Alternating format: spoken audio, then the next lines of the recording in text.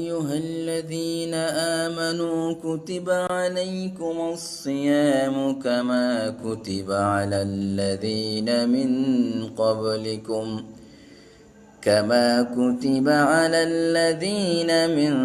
قبلكم لعلكم تتقون মহান রব্বুল আলামিন পবিত্র মাহে রমজানের ব্যাপারে বলেছেন, হে ঈমানদারগণ, তোমাদের উপরে রোজা ফরজ করা হয়েছে যেভাবে ফরজ করা হয়েছিল তোমাদের পূর্ববর্তীদের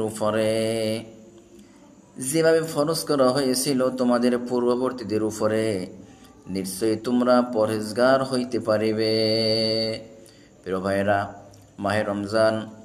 মাহে রমজানের রোজা যারা আমরা রাখার নিয়াত করেছি, রাখবো, তারা সহিভাবে রাখতে হবে।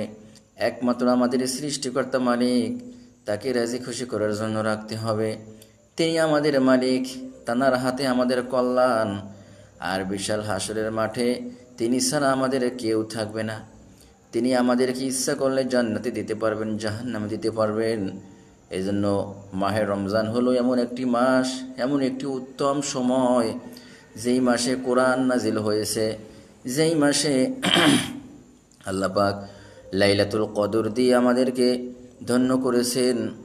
এজন্য আমি সকলকে জোর অনুরোধ করব, মাহে রমজানের হক আদায় করবেন, সহিভাবে রোজা রাখবেন। আল্লাহ পাক যেভাবে খুশি হন, যেভাবে রাখার নির্দেশ দিয়েছেন, সেভাবেই আমরা রাখবো। তাহলে আমরা আশা করতে পারি আল্লাহ পাকের কাছে আমরা গ্রহণযোগ্য বান্দা হিসেবে কবুলিয়াতি পাব।